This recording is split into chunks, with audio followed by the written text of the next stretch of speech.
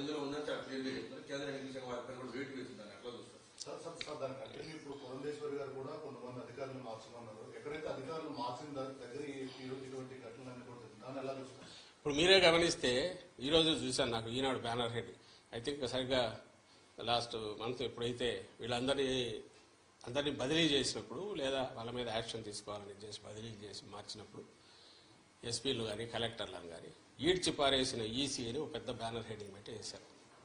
ఆ రోజు నుంచి చెప్తున్నాం, ఈ పురంధేశ్వరం ఇంకోరు మాకు ఇదిగో ఈ కంప్లైంట్లు ఉన్నాయని అపోజిషన్ రాయడంలో తప్పేం లేదు, కానీ ఎవరిని పెట్టాలని కూడా వాళ్ళే సజెస్ట్ చేశారు.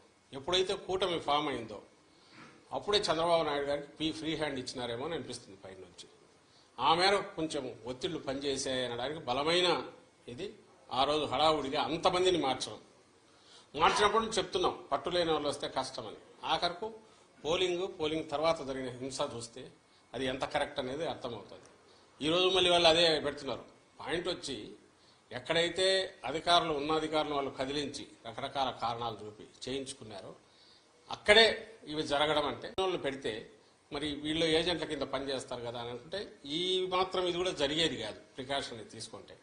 కానీ అట్లీస్ట్ ఇప్పటికైనా మేలు. ఇప్పుడు రియలైజ్ కావాల్సింది కానీ ప్రజలు కూడా గమనించాల్సింది ఏంటంటే ఆ రోజు అధికారులు తప్పించి ఎవరైతే తెచ్చుకున్నారో వీళ్ళుండగా జరగడం అంటే అది ఈసీ ఫెయిల్యూరు ప్లస్ టీడీపీ కుట్రపూరితంగా చేసింది అని రెండైతే అవగాహన అర్థమవుతుంది కదా.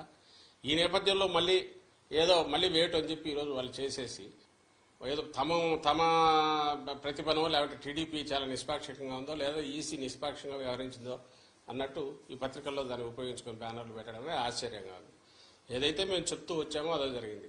వైఎస్ఆర్ కాంగ్రెస్ పార్టీ మళ్ళీ చెప్తున్నాం, జగన్మోహన్ రెడ్డి గారు కానీ మా పార్టీ కానీ ఎట్టి పరిస్థితుల్లోనూ ప్రజలములో మమేకమై ప్రజల ఆకాంక్షలకు తగినట్టు ప్రజలకు దీనికి తగినట్టు చేసి తద్వారా బ్లెస్సింగ్స్ తీసుకొని మళ్ళీ పాలనలో కొనసాగాలనుకుంటామే తప్ప ఇట్లా అడ్డగోలుగా వ్యవస్థల్లో ఎవరినల్లా ఎస్పీలు పెట్టుకునో 3 కలెక్టర్లను పెట్టుకునో దాని ద్వారా ఎన్నికలు మేనేజ్ చేసి రిజల్ట్స్ ఏవో వస్తాయి అనుకోను. ఇప్పుడు కూడా రాస్తున్నాడు ఆయన, ఆశ్చర్యం వేస్తుంది. ఈ ఆఫీస్ ఏదో అప్గ్రేడ్ చేయొద్దు మొన్న రాశాడు, ఇది పథకాలు ఆపేసి కాంట్రాక్టర్లకు బిల్లులు పే చేస్తున్నారు. అసలు ఏమనుకుంటాడో అర్థం కావట్లేదు చంద్రబాబు నాయుడు. అధికారం లేక ఆల్రెడీ వచ్చేసాను అనుకుంటున్నాడు. మధ్యలో 5 ఏళ్ళు గ్యాప్ వచ్చినా కూడా తనకుంగా ఇది దిగినట్లేదు.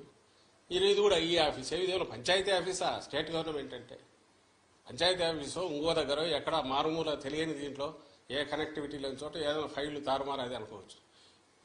ఒక గవర్నమెంట్ అనేది అది ఎవరైనా ఉండొచ్చు. రికార్డులన్నీ మాయమైపోతున్నాయి. ఈ ఆఫీస్ అప్గ్రేడ్ చేయొద్దు అంటే ఏదో ఈయన వచ్చేస్తున్న ఇంప్రెషన్ ఇస్తా స్టేట్మెంట్లు ఇవ్వడము లేదా గవర్నర్ కొందరికి లెటర్లు రాయడము. ఏమాత్రం ఆయన ధోరణి మారలేదు ఈ ఎన్నికలు అయిపోయిన తర్వాత కూడా అనేది అర్థమవుతుంది.